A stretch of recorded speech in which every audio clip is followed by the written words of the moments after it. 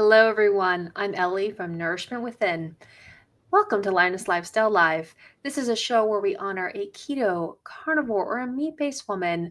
They share their experience, their healing journey to inspire and bring our community together. And I'm Adrian from Adrian K. Hill, formerly Biggest Loser Carnivore. Thank you for joining us tonight. We want this to be a place where we can lift each other up and showing that diet is an important tool in your toolbox for healing.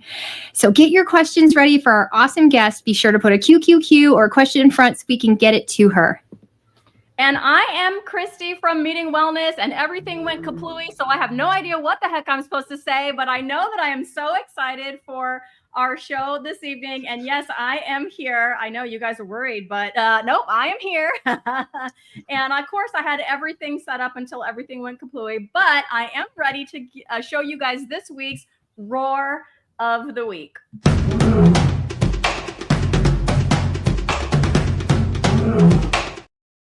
So here we go. It is from none other than Papa Carnivore. And Papa Carnivore said, wow, what a pleasant surprise. 3 of my favorite meat-loving ladies. So thank you so much, Papa Carnivore. And if you would like to be featured as one of our Roars of the Week, drop us a comment down below after the episode. And you just never know when we will shout you out the next time we're live. Okay, thank you so much, Cristie. So without further ado, let's welcome No Carb Barb to Lioness Lifestyle Live.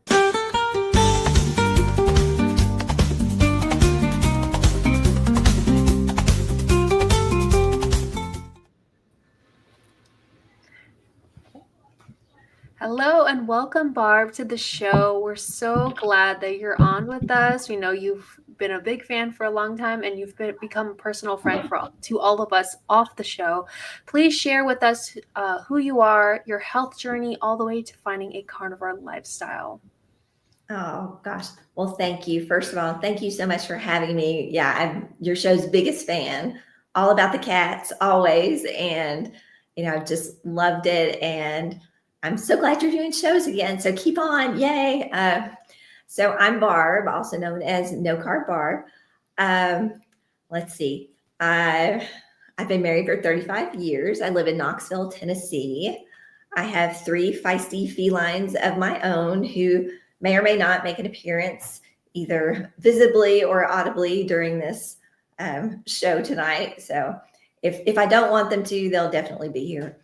But anyway, and I just want to say hi to some of the other people watching. I know Thomas and Lewis and Nia and just a lot of people are on there. So I'm like, thank you. I'm excited. I just love this community. I just really have gotten connected with a lot of people, and it's so cool to hear everyone's healing journeys. So anyway, I just have a real passion for that. So thank you for everyone saying hi to me. So a little bit about me. I have been carnivore for almost 15 months now, and I came to carnivore because of autoimmune issues. So my issues probably started way back when I was very young, but I didn't really think anything about them. Had all the sinus infections and the antibiotics, and I had digestive issues. But again, when you're a kid, you don't talk about that stuff. So I just thought, well, everybody's got that. So it wasn't until I got up into my 30s that I really noticed that I wasn't feeling great. I went to a company health fair and had a bone density scan, and they said, hey, you have the bones of somebody like 30, 40 years older than you are. And that was a little disconcerting. And so I started kind of thinking, well, maybe I should do something, about my health. Maybe I need to lose some weight. And, I'd struggled with my weight on and off. And I was really good at dieting, but not very good at knowing actually what my body needed. I just knew, hey, if I can eat a bunch of Twinkies and still stay thin, then that's a good deal. So I really was not into what I needed to nourish my body. But in my early 30s, started to have some issues. I started breaking out in psoriasis on my scalp. And as I've shared before, it was really gross. It was just like snow coming down from the hills of my hair. And my kids would say, "Ooh, Mom, you've got cooties," and I would dust it off and just go on. Went to the dermatologist. They gave me creams and shampoos and said, there's nothing you can do. So I was like, okay, well, I'll just deal with it. And then a couple of years later, I started having issues with my foot. It was hurting. I went and had it x-rayed. Oh, you've got an old stress fracture. And so my chiropractor put me in a boot. And when I was in the boot, my foot started swelling and hurting more. So I said, I think the boot's too heavy. Can you take me out of it? And he did. And then it continued to swell. So fast forward, the podiatrist, the specialist, they finally sent me to a rheumatologist, and he diagnosed me with psoriatic arthritis, which I had never, ever heard of. And then it was just kind of a buffet of medications, all kinds of nasty drugs for several years. I was actually on steroids for over 6 years straight, a bunch of biologics and other nasty drugs that I didn't really understand what they were doing to my body. I just knew I needed to move. And at the time I was diagnosed, by the time I got to the rheumatologist, I was crawling up the steps in my house. And so I was like, whatever it is that I need to do to move, I'll do it.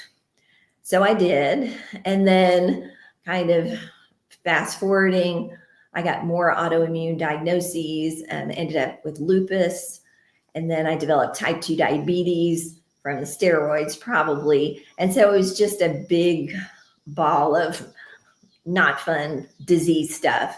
And I just, again, asked the doctors, is there anything I can do about this? No, it's just genetic. You're unlucky. You have more than one of these issues. I don't usually see this combination, blah, blah, blah.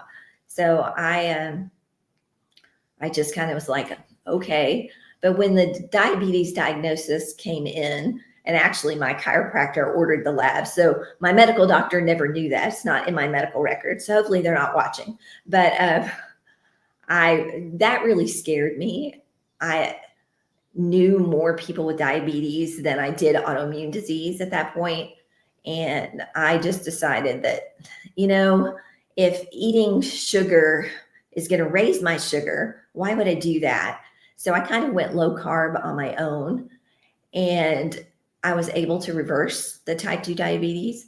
And then I just kind of really started delving into health. I was listening to different podcasts and reading books, and I tried all of the paleo, the Whole30, keto. I went gluten-free, and a lot of those things helped, and some more than others, but nothing really ever went all the way. It never resolved all my digestive symptoms, or made me feel just fantastic. So I just continued to push through, continued to take meds. When I was diagnosed with lupus, they had to pull me off the medicine that I was on because the medication that treats lupus and treats psoriatic arthritis, they contraindicate each other. And so I had to try a bunch of different other meds. So it was just lots of medicine and just not really a great time. I felt very frustrated, and I always thought at the back of my mind, there's something I can do. There's got to be a root cause. There has to be a reason. Can I find it? And I just wouldn't let it go. So last year I was on my way to a chiropractor appointment, and I was listening to a podcast with Amanda Decker, who is a nurse practitioner out of Dixon, Tennessee, that does some work with Dr. Barry. And she was talking about how the carnivore diet put her psoriasis in remission. And I was like, hey, sign me up. I haven't tried that. Let's do it. Went to Costco, got some beef sticks and some eggs. Had no idea what I was doing, but I started eating carnivore and quickly saw results. So that's been almost 15 months ago. I am doing really well. I've been off my meds for well over a year. And although everything's not perfect, it is way better than it was. I've never been successful without medication. So that's exciting. And I mean, it's been 15 months. What's it going to look like in another 15 months, another 2 years, 4 years, 5 years? I'm really hopeful. So it's been exciting. It has really changed my life. Wow, that is such an amazing story. Thank you for giving that to us and letting us hear what you've experienced. My question to you has to do with the psoriasis. So you talked about the snow falling out of your hair. Did you have any other symptoms like skin on other parts of your body? I did. I had some inverse psoriasis, which is kind of psoriasis in places you don't want to discuss on a live stream. But yeah, and then I also had some guttate or teardrop psoriasis on my abdomen. So I did have it in a few other places, but predominantly was on my scalp. And thankfully that has been in remission for a long time.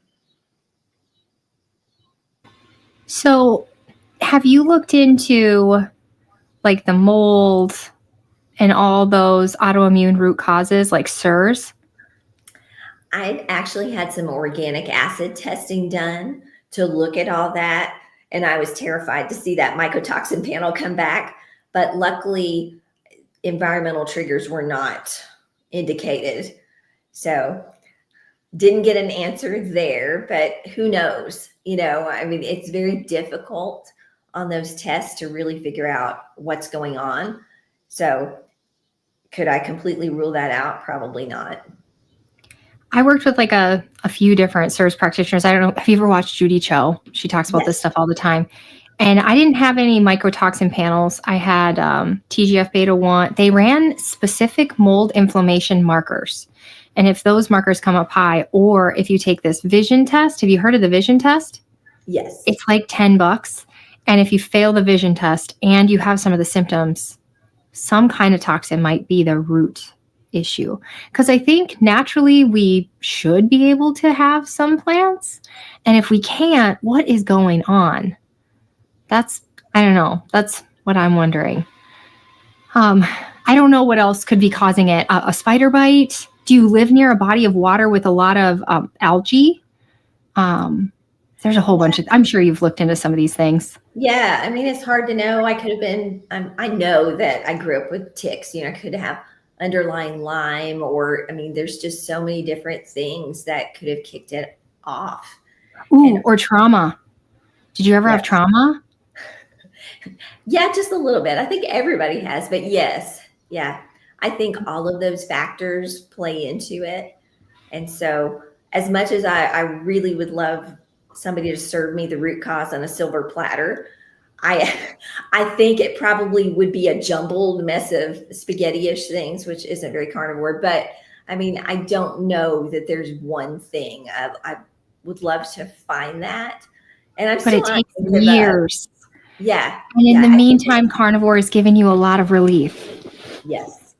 Amazing. Yeah, that's so great. I've been so inspired by your story personally. How many medications were you on before? And could you talk about maybe the physical or the mental benefits of like not being tied to medicine anymore and just kind of fueling your body and kind of riding this wave with that? Yeah. So, gosh, I have never counted the medicines, but I would say as far as the biologic drugs, I was probably on 8 or 10 different ones over the years.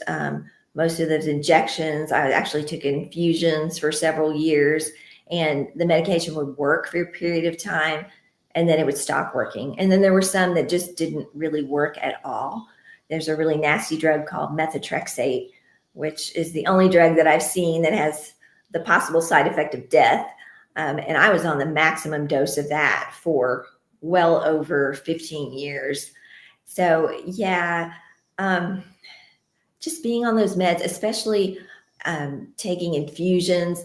When you go into an infusion room, depending on the drug, then they're going to dose you up with extra strength Tylenol and Benadryl and the drug, and you just feel like a zombie. Yeah, it was just really uncomfortable. And although I tolerated most of the medication pretty well, like some of those drugs make people really, really sick. And I was very fortunate that I didn't have a lot of side effects, but I didn't feel fantastic. And it was a hassle and it was expensive. And so, yeah, not having to take those meds is just amazing. Like, I don't ever have to go to the pharmacy anymore. It's so exciting. I can do other things. So yeah, it's really been nice not to have that and not to have the side effects going forward. And that's another thing, you know, I talked about the type 2 diabetes because of the prednisone I was on. You know, a lot of those drugs have some really, really nasty effects long term. And so, you know, what other things am I experiencing that are actually symptoms of those drugs and not the autoimmune issues to begin with? So you said that when you started carnivore, it was like beef sticks and eggs because you didn't, I mean, you don't know any better. That's like what you thought to go get. So how has your carnivore diet evolved since beef sticks and eggs? Yeah, and I like beef sticks, but only in a pinch. So yeah, it didn't take me long to start listening to all of the podcasts and YouTube videos and, you know, understanding what people were eating. So I have always loved eggs. And I'm just full admission, I've always been a terrible cook, but that's the one thing that I could make. Even as a child, I could make eggs. So I was like, okay, I'm good with eggs. I can do that. And then, yeah, I started eating. Initially, I was trying to eat like chicken and turkey, which are things that I was used to eating, but I just don't think they were high enough fat. So I started adding more beef and just eating more because I think initially I wasn't eating enough. And then, yeah, and now I just eat a lot, mainly beef and eggs. I eat some bacon, but yeah, definitely not just beef sticks. When I recently met you, you were working in the kitchen, you were running around. I would have had no idea that you had all these autoimmune conditions. I don't have half the autoimmune conditions you do, and there's no way when I was flaring I could have traveled. Has your quality of life and energy changed? Yes, it has drastically improved.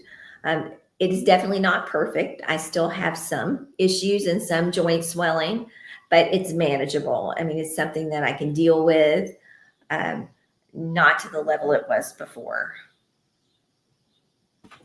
Oh, I have a little visitor. Hi, Myvi. Oh, real quick. You said nothing else resolved your digestive issues. How did carnivore impact your gut? How does carnivore help your gut? Yeah, my gut is probably the best it has ever been, which is just crazy because all of the GI doctors, which I think GI stands for gaslighting intimidators. They are my least favorite of all the specialists. And yeah, and the eat fiber, actually, this last fellow I saw was like, okay, what I want you to do is I want you to eat like lots of fiber. Let's do a bunch of psyllium husk, and then we're going to give you a bunch of laxatives so you can push it out. And I just thought that really didn't make very much sense at all. So I did not do that. But yeah, I mean, after years of, oh, you've got to do fiber, you do low FODMAP, I mean, all of those things. And then when I eliminated fiber, then my digestion was way better. I mean, that's very counterintuitive, but I was like, yes, I'll take it. So my doctor was not a GI doctor, but I would still say she was a gaslight intimidator for sure. So I know what a difference it can make to have a doctor in your corner. I know you said your chiropractor did your labs. Did they notice the improvement in your labs, or was it just a kind of a one and done on those labs? Have you had any medical people acknowledge that you've reversed your type 2 diabetes or any of these improvements that you've made? So I haven't had those particular functional labs that chiropractor ran years ago, but I have had lots of other blood work, and my rheumatologist, who I still see, runs blood work, and my markers are way better. And so, yeah, he's acknowledged that. And then my GP, who is very cool, and, you know, she is definitely fine with my numbers, even my cholesterol numbers. I'm in a lean mass hyperresponder, but my ratios are great. And she can tell that I feel so much better. And she's like, this is a good thing, keep going with it. So that's been great. But yeah, all the lab work I've had has been positive. I would like to say I don't have any markers of autoimmune anymore. They're still there, but again, that may change in the future. Did you ever have any histamine issues or anything like that? Because some people, when they come on, their gut gets so much better. And then some people like me, I was able to stay home and eat without too many issues. But the second I went out, ugh. I haven't had any real histamine issues, but I am very sensitive to any kind of seasonings or anything like that. I mean, I can just do salt. Definitely don't need to get any seed oil and anything like that. So I can tell if there's something in food that I'm not supposed to have. I don't do well with dairy. So I have to be fairly strict. Occasionally I can eat something like eat a piece of cheese, but if I decide that I'm going to eat more than one piece of cheese, then that's a disaster. So I just have to be careful. I would love to know about, because I'm sure that maybe somebody's watching and maybe they have lupus. Could you share like how that felt to get the diagnosis and how that affected your life? And then I'd like to just know how, if most of those symptoms have been taken care of, or it's just, I know you said you have some things that you're managing through. I'd like to just hear more about that.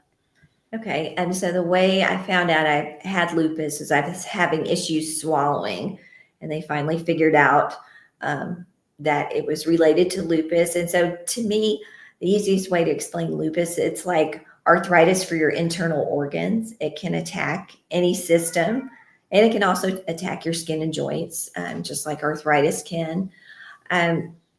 So the swallowing issues were intermittent, and then I think those moved down, and that was all of my gut issues, I think, are related to motility, and lupus affected that. So with carnivore, having my system work better, I mean, that has been much better. As far as the lupus diagnosis was kind of scary because my doctor really made a big deal about it, and I didn't know what that meant. And it, again, with all autoimmune disease, it looks different with different people. I mean, it's just kind of a spectrum. So what it looks like for me may be completely different for somebody else. But it really was a scary word for me. But honestly, I feel like the lupus is more in remission. I actually have more joint issues from the psoriatic arthritis than I do symptoms from lupus. That was so interesting. I forgot it was my turn. Can you compare and contrast? You can see I'm getting ready to go back to school. Put it in a Venn diagram for me, Barb. Life with arthritis before carnivore versus now. So I know it's not perfect, but like day to day, I know you talked about you were like crawling up your stairs. So I'm envisioning that you can at least like walk up your stairs now. So can you compare before and with a bunch of medicine versus now just eating meat and without medicine, the difference? So once I was on meds, I mean, they did pretty well until they didn't. If I had a drug that was working, my symptoms were usually pretty manageable. I was able to function and do things. And so now without medicine, I, can function and do things, but there are days, that my feet are swollen or, my hands don't work right. I mean, there still are those days, but I can work through it. And usually, I can still do the things that I need to do. I just want to hug you even more. I didn't know all this. Or maybe you did tell me and I don't remember because we were just talking about the memory thing. Still working on the memory over here. Did you mention that you had a few pounds to lose? Or did I imagine that? Yeah, so I struggled with my weight all the way up my 20s and 30s. And even as a teen, again, I'm a Gen Xer. So back in the 70s and 80s, it's all about hey, Cristie, I'm older than you, but all of the, the low fat and stuff. And I remember, you got to exercise. there was some lady named Joni Greggins that I actually had cassette tapes that I used to like try to exercise to. I mean, that's how old I am. So, I mean, always trying to, you know, do the latest diet and all of that. And then, you know, when I got married, you know, my husband's somebody who could sit down every night, eat a large bowl of ice cream with Cool Whip and nuts and fudge. And so I tried that and it did not work out well for me. You know, I gained 25 pounds. He's fine. Never gained anything. So yeah, I struggled with my weight. And then I really had unhealthy eating habits and was pretty sugar addicted.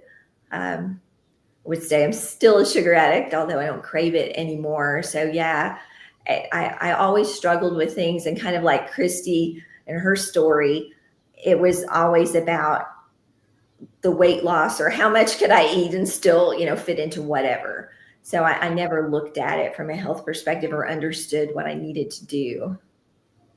So prior to carnivore, did you have weight to lose, or that was just early on in life?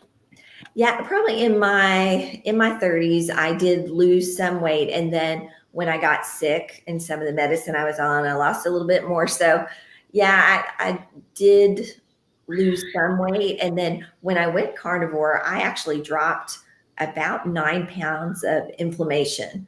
Like, I mean, it was just fluid. And so, yeah. I'm just here to tell you, you are a hottie. And also, Cristie is so much older than we think she is. Okay. I happen to know she was way younger than me. I'm still in her 40s. If I could have guessed Cristie, I would have guessed she was 35. To find out she's a little bit older than 45 was like, let me see the birth certificate. Wow, so much love tonight. I love this. And thanks to everyone giving Cristie props for her haircut. Super cute. I would love to know, Barb, like, what do you wish people understood? Like, what do you wish more people understood about carnivore, especially those with autoimmune and metabolic issues? I feel like a lot of people view it as extreme. It's like, oh, you got to eat only meat. And it's really, really different than what they actually promote. I think nowadays it's becoming a little bit more understood that like red meat is not gonna like give you heart disease. But what would you wish that more people understood about carnivore? Yeah, I wish that they could realize there's something that they can do to change what they have going on, because I mean, you're not getting a message of hope from the doctors. And I think people feel powerless and there's nothing they can do. And just to know, yes, there's something you can do and you don't have to be on these meds. And I'm not saying there's not a place for medication. I mean, I think there is a place, but gosh, if you can reduce it, if you can move away from it, and just getting that control back of your life and just that hope that, hey, I'm not going to be suffering forever. My quality of life is not going to be terrible. I mean, people need that hope. They need to know that there's something they can do. So lately I've been seeing on YouTube, which admittedly I haven't been on as much as I was, but people introducing some things back in to their diet. Where do you fall on that? And, you know, so like for me, Ellie, it's fine. Ellie has reintroduced some things and more, like that's fine. Like I am not the dogmatic carnivore. I think meat heavy is great in whatever amount of plants, as long as it's not affecting you. It's totally individualized. That's not what I'm saying. I guess my question is, so I stay carnivore just because I enjoy it the most. Like I don't want to add back in stuff. So I'm just not gonna. I don't have the thing, Barb, what you were talking about. If I go to a restaurant, or Adrian was talking about this too, I go to a restaurant, I eat something and I mean, it's meat, but I don't feel it, you know, whatever the it is, right, that it's affecting me. I don't notice a difference. So I don't think I'm as sensitive in that way as other people. But I think from what you said, Barb, I'm going to infer that if you were to, you know, add something, it might affect you negatively. Are you bitter about that? Do you want to add things back in and can't, or are you just like me? You just enjoy, you know, just eating the meat? Yeah, I pretty much really enjoy eating the meat. I never like fruits or vegetables. And honestly, the sugar piece, which I did enjoy, is not good or healthy, and I don't miss it. So yeah, but I do think that people should add back what they want to add back and really just pay attention to how it makes them feel. Because at the end of the day, I mean, everybody has to do what's best for them, their bodies. And the frustrating thing about that is what might be best for even my body today, next week, it may be something different. And that's a little frustrating, but I think everybody needs to figure that out for themselves, because whatever way of eating somebody adopts, it has to be sustainable. It has to be something you enjoy. I mean, there are a million things that could work for people, but if they're not sustainable, then I mean, there's no point.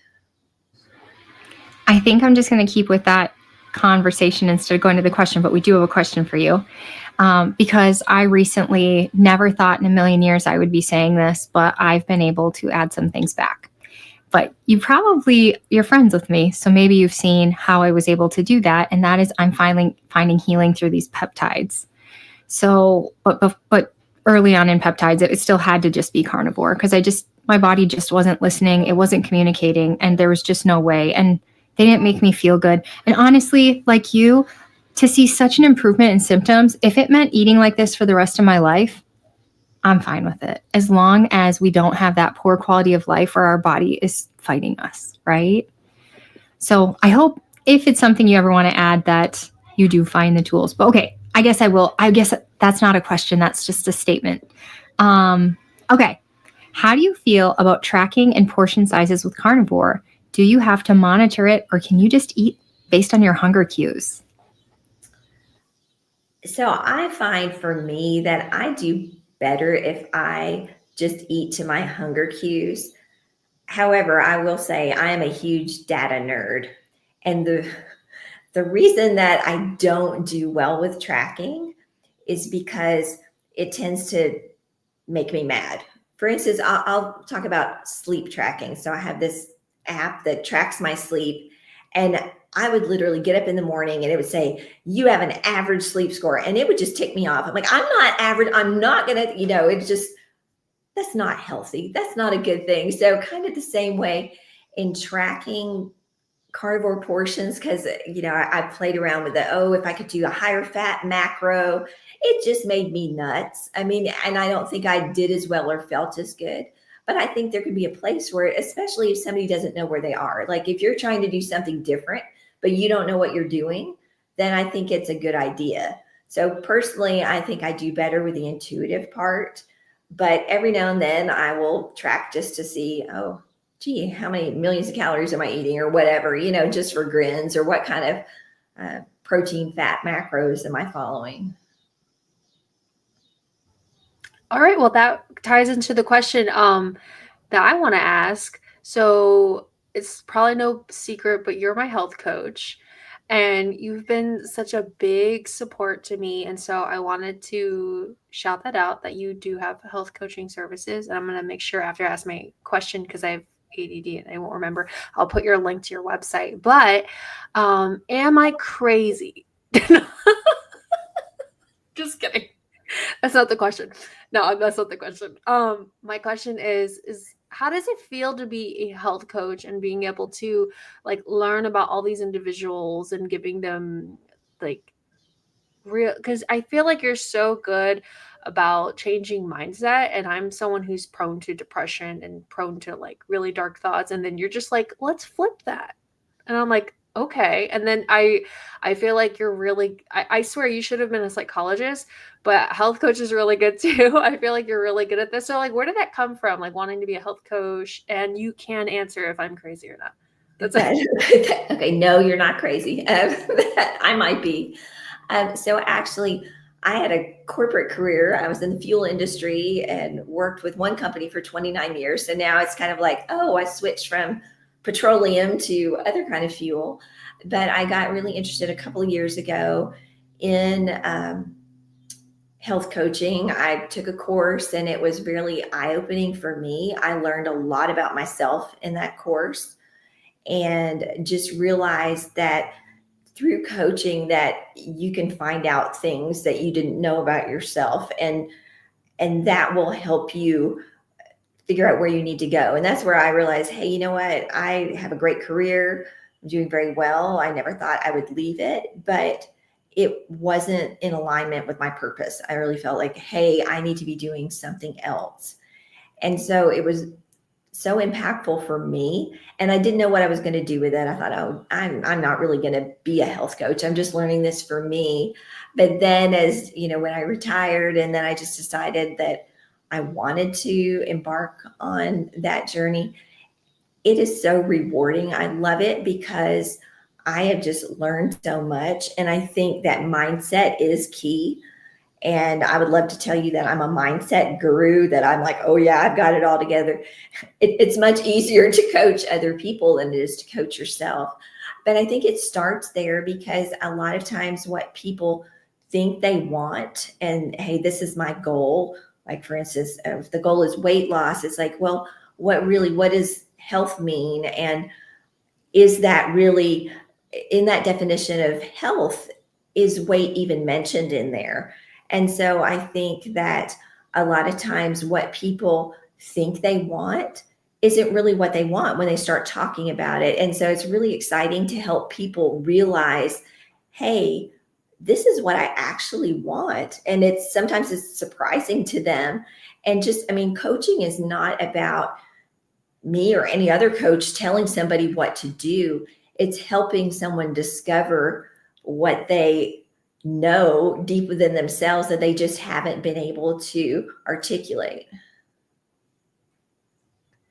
So Barb and I are sort of friends, although we've never met, but we chat a lot outside of, you know, in public like this, behind the scenes chats and things. So she is not my officially my coach, but I would just like to vouch for her skills, because I was telling her something and she just went into, I think, like full coach mode, Barb. I think she started like probing with these little questions, you know, and it really got me thinking. So I will say, if you are in want of some coaching, I would totally recommend my friend Barb. She is fantastic.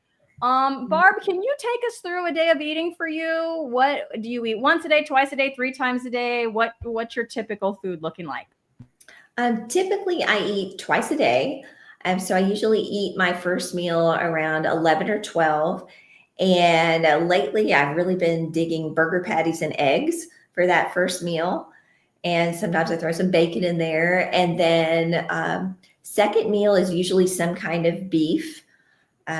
Really big fan of New York strips lately, or more ground beef, chuck roast, picanha. Yeah. Thank you, Cristie, for teaching me how to cook picanha. Yeah, so mostly beef for that second meal. Every now and then, if I'm hungry in the morning, I'll eat breakfast. I did today, but that's unusual. That's me. I did not know you were a health coach, but you know what? It makes so much sense, because I met you in real life and you are just this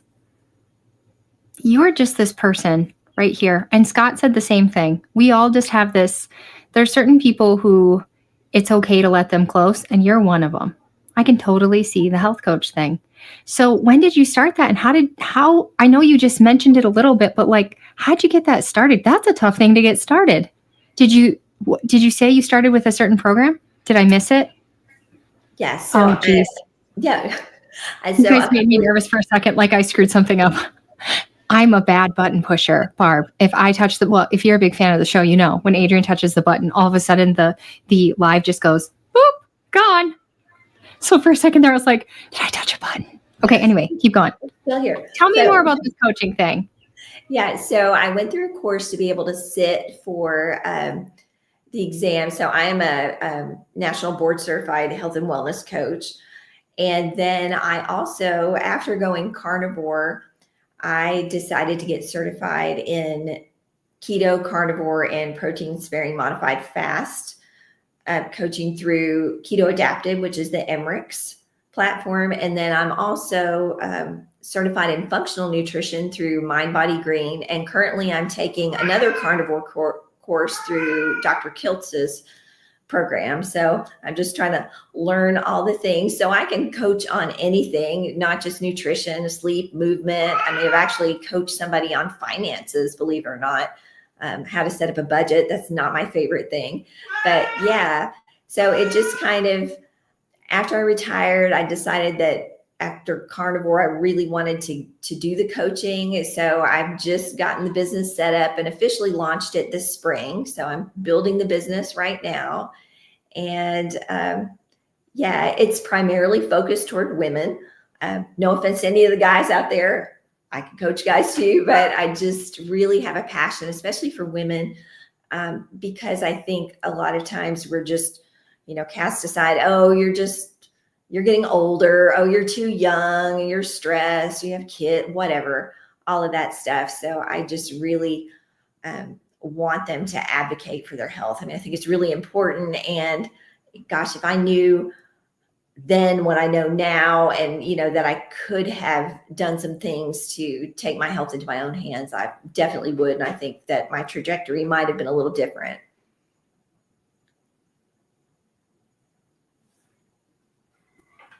Is it my turn? Yay, it's my turn again. Sorry, I'm playing with all the buttons. So I feel like you reaching out to me and then us starting our coaching has been so magical and godly. But how has Carnivore helped you like build trust with your body over the years? Like when you were having like all this illness and the medications and the diets that like didn't work? Yeah, that's a really interesting question.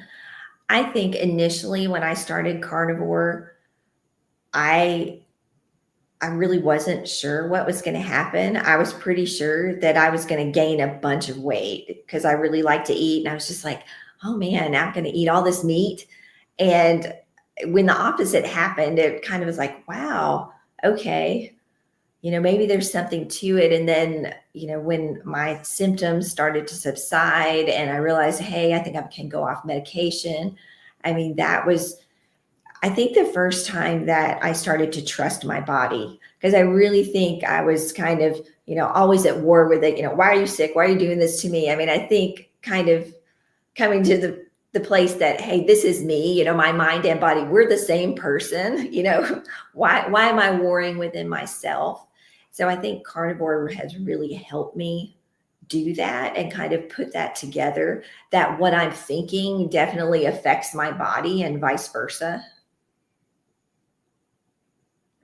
So you mentioned, again, going off your medications. What did that look like? Did you step down from them gradually? Did you have medical help doing that? Or did you just cold turkey it? I kind of cold turkeyed it. At that point in time, I was doing infusions. And so it was time for my next infusion. I just canceled it. And I stopped doing injections and the methotrexate. So yeah. And then my rheumatologist is like, okay. He was skeptical, but then he does blood work periodically. And now I just go every 4 or 5 months. And so he said, well, we'll look at the blood work. And, when that's been okay, then he really can't argue with me about it. But again, I think he thinks at some point, I may have to go back on meds. So I really hope to prove him wrong. Don't really want to do that. I feel like half the medicine in this community is the community. Do you agree? Will you be going to any more meetups? Will we be seeing you anywhere? Oh, yes. Yeah. Yeah, they're very addictive. So yeah, I mean, Meat Stock was amazing. I went to Tampa meetup in February, went to Yuma in April and Meat Stock. And then I'm going to Low Carb for Better Health in September. That's in Nashville. It's an event with Dr. Barry. I'm going to go to Montreal for Scott Everson has a retreat in October. And then I'm going to be at Hack Your Health in November. So that's what I got lined up so far. Awesome. Did we lose Ellie? She's backstage. I'm sure she's going to pop up any minute now. But Target Prime Rib gave us this awesome would you rather. So let's go around and talk about this. I love a good would you rather. So this says, this question is something that he asked on his YouTube channel today. Would you rather give up steaks for a year or eggs for the rest of your life? We're going to start with our guest, Barb, and we'll go around. Ooh. I'm going to say I'd rather give up steaks for a year. I have to look here. Isn't it? I love that she's Sorry. I was trying to find, I have this awesome video of you and I'm trying to get it uploaded, but it's bad when Adrian pushes buttons. Don't push the buttons, Adrian. No, I'm kidding. Would I rather give up steaks for a year or eggs for the rest of my life? Steaks for a year. I love eggs. I eat them every single day. Yeah. I think we're going to make it unanimous unless Ellie pops in and lets us know what she thinks. But I would rather give up steaks for a year because I could eat burger patties instead if I have to. But eggs, yeah, I do eat eggs most days. And eggs are definitely, when I'm teaching, that's my go-to for sure. Because it's the easiest to just do some hard-boiled eggs, take them for lunch, easiest thing to eat while I'm on campus. So I agree with you guys on that as well. Adrian, did you find that video?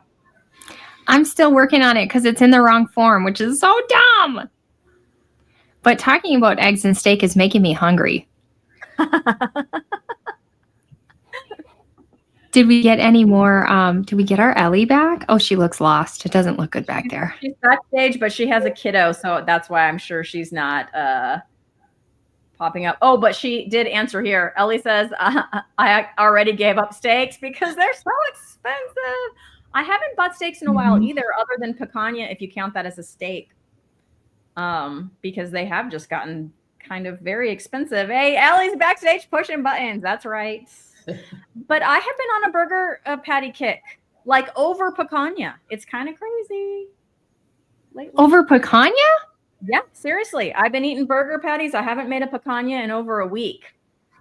So, Barb, next year, you need to add Steak and Butter Gang's Montana meetup. It was so deluxe. It was kind of pricey, if I'm going to be honest. It was kind of pricey. But I went there and I feel like I got that value. It was a really nice event. We had picanha night one. And everything was cooked perfectly. We had the guys from Healing Humanity doing the cooking, and they are amazing. And then night two, they cooked everybody, a tomahawk, a 3-pound tomahawk. And it was so good. And then they also I had my first Rocky Mountain oyster. Yeah, I did it. And then what else did they have? They had bone marrow, and you could have it raw, which do you know, Barb? What's the point of having it raw versus cooked? I mean, I'm guessing it's better for you raw, but. I think Dr. Kiltz would say that it's better raw, but yeah, I don't really know. Yeah, I wasn't doing that. And then what was the other thing they had? They had something else. It was real fancy. What do you guys like better, tomahawks or picanha? That's a toss-up, I think. I have never had a tomahawk. What? You haven't lived. Never. Until Vollmer ate the whole thing. I mean, there was a lot of fat on it and he wasn't going to eat all the fat. But Vollmer, my little 3-year-old, he chowed. He was just like, so he left there a healthier kid for sure. Yeah, that's amazing. It sounds like you switched from maybe a little bit of a sugar addiction to a meetup addiction. I have the same addiction. Yeah, I mean, it's so cool to meet, no pun intended, other people who are like-minded.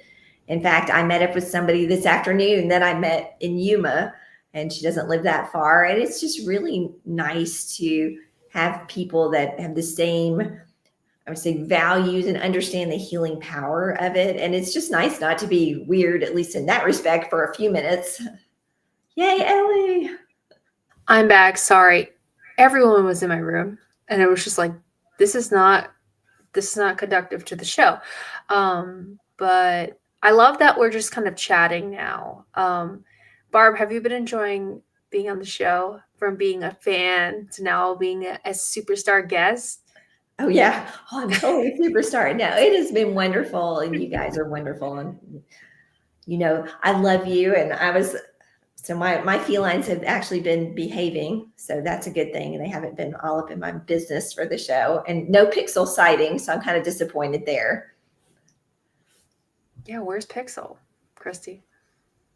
Well, she's around, but she is not in the room with me anywhere. Sometimes she kind of sits off to the side, but no Pixel. She was very playful today, though, which is unlike her. It was kind of fun. All right, I'm going to throw a question at you.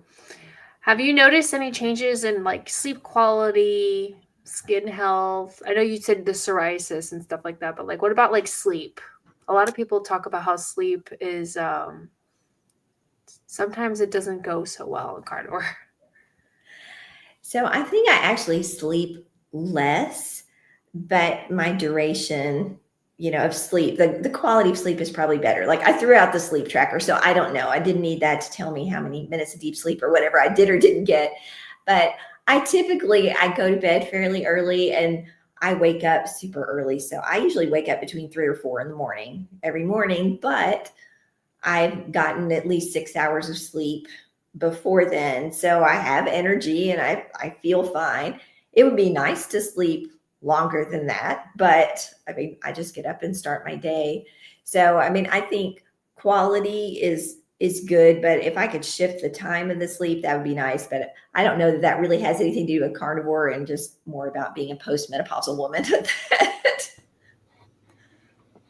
Yeah, I'm the same way as you found out once, because you're 3 hours ahead of me, but you messaged me and I messaged you right back and you're like, it's early there. And I'm like, yeah, I'm sort of the same, early to bed, early to rise, especially when I'm teaching. Do you find that you have more energy throughout the day? Because that's something that I for sure notice, especially when school is in session. I used to just be so just dragging and worn out. And now I'm able to keep up with my class of 10-year-olds much more easily. How about you? Yes. Well, fortunately, I don't have a class of 10-year-olds. No. But yeah, no, my energy is good. Yeah. And I really think that I enjoy things more. I think I can be more present. And I don't know. I think I credit carnivore with some of that, just kind of settling mentally and settling my energy a little bit. I was able to not get the video because I don't know how to do that, but look at that. I love that. So cute. You were in the kitchen with the ladies, helping out the whole time. Will you be back next year? Did you say? Yes. Awesome. Next year. I'll be there with bells and whistles as well. It is a star-studded lineup. If anybody wants to join Barb and I at Meatstock next year, the rooms might be sold out. And I feel like the rooms are the best part, is the cabin retreat, because you get to stay with the speakers. And next year, Callie Means, Michaela Peterson, and they are staying at the cabin at least one night. These big names. Of course, Ben Azadi, Maria Emmerich, Adrian Gledhill. I'm just kidding. Nobody's ever heard of her. The Adrian Gledhill's going to be there? She is. I will be staying in the cabins with. I really like the cabins that the guests get to stay in. So I am in charge of toilet paper. Oh, good. So if you need toilet paper, come find me. I would like to volunteer like Barb. When you get to be behind the scenes, you really get to. Barb, you get it. I feel like serving people is a medicine in its own. Yes. Right? Yeah, it was so much fun. And I met so many more people than I ever would have just as a, participant. But I think everybody there at the meetup served. No matter where we were, people were chipping in to do whatever was needed, guest speakers, whoever. And that was really cool. You guys know who JC is? Lady Carnivore. You couldn't get Lady Carnivore. You couldn't get Maria Emmerich out of the kitchen. We are servants, I think, in this community. We really want to chip in and have a good time and be part of the solution. And it's so fun to share when we find something that works for us. hoping it might work for someone else, because we just all want the best for everybody, right? Yeah. I don't know if I have any more questions. We have a question in the chat if you want to put it up, Ellie. Okay, sure. Do you ladies measure ketones? I recently got a keto mojo. Take it away, I think Barb. it's fun. I think it's fun to measure ketones. I don't do it very often. I don't like finger pricks. I will jab myself with peptides in the fat layers of my stomach every day because it's like a mosquito. But that finger prick kind of hurts, and it hurts for a long time, and I don't like that. So, but I think it's fun data. I don't think you'll regret getting that machine at all. I've never tested it at all, ever. I'm really bad about testing and doing science, so. Yeah. Again, if you can do it. So I have one. I actually have lent it to one of my clients at the moment. But again, don't make that the thing where it's like, oh gosh, if my ketone number isn't such and such, I've failed or whatever. I found that my ketones never were very high. And so that would, again, frustrate me. But I mean, everybody's body processes things differently. So it doesn't necessarily mean if you don't have high ketones that you're not fat adapted. So I just put that caution out there, but it is really interesting data and can be very helpful, especially if you have something that you need to be in medical ketosis, if you're trying to, counteract bipolar disorder or something like that, or epilepsy is something where you have to have those high ketones. That's a really good tool. Yeah, I have a keto mojo, and I'm just like Adrian. I cannot deal with the finger pricks. It does hurt for a long time. I'm like, hours later, I'm like, my poor finger. I'm such a baby. I sometimes wish, because like what Barb was saying, my son does this for a really good reason, which is ADHD. And I wonder if I tested his ketones, which I'm not going to subject him to that finger prick. But if I did, would we get some better results if I could jack up his ketones? Or like we could say, oh, like you feel really good right now. What are your ketones? Okay, let's see if we can shoot for that number, right? When it's something therapeutic like that, I think that it's more important. Although, overall he's doing, pretty well, but we still have some goals with school and stuff. And I'm wondering if we could get those ketones up a little higher, who knows, maybe that would change. I'm not sure, find his sweet spot, so to speak. But it is interesting. It is kind of fun occasionally to check them, just to see what they are.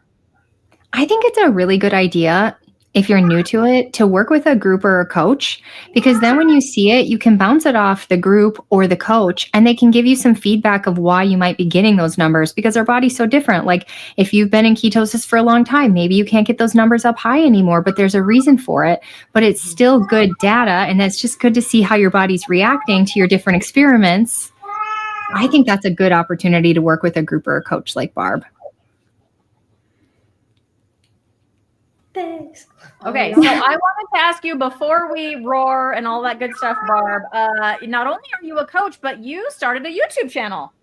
What? So Ellie, if you could find the link to her YouTube channel, please, and thank you, and put it in the chat. If you haven't subscribed to Barb, go subscribe right now. She is streaming this to her channel, so that other people, maybe you're watching from there tonight, or maybe people will see it on the replay.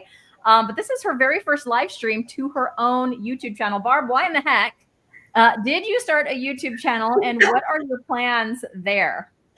So that is a great question. Yeah, why the heck did I do that? I just did it because I wanted to do something fun, and it is a lot of work. And here, this is Sheldon. Say hi. So yeah, my first video out there is really bad and it's cheesy, but it's me.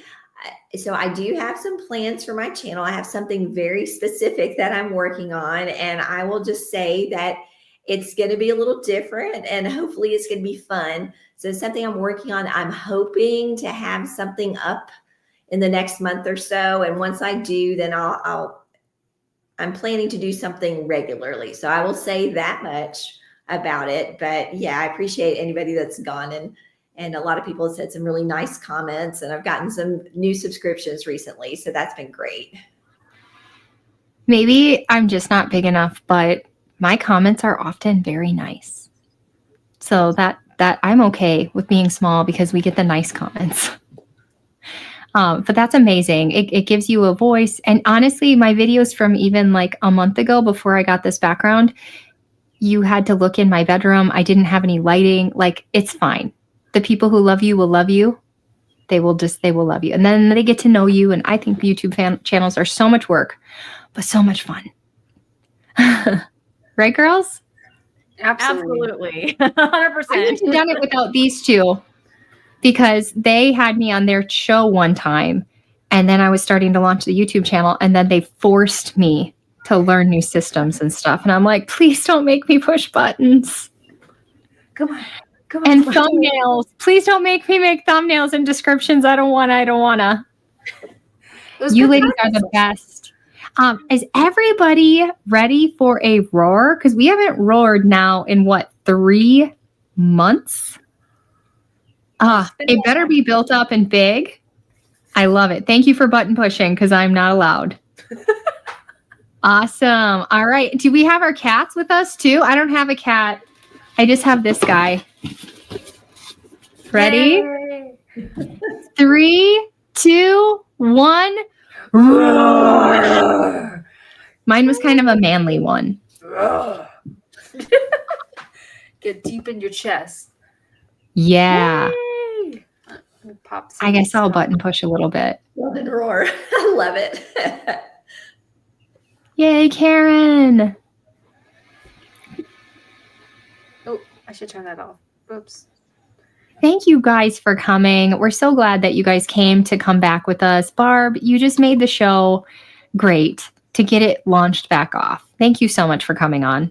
Oh, thank you for having me. You guys are fantastic, and just keep going. Get everybody on here.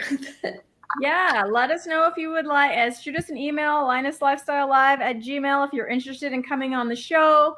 And we do plan to go on once a month, although it will not be a regularly scheduled broadcast. So you just kind of got to stay tuned. We do have the August date planned. And then after that, we're just kind of seeing when we're all available. But yes, we look forward to seeing you once a month right here at Lioness Lifestyle Live. So until next time, good night, everybody. Bye. Thanks for watching.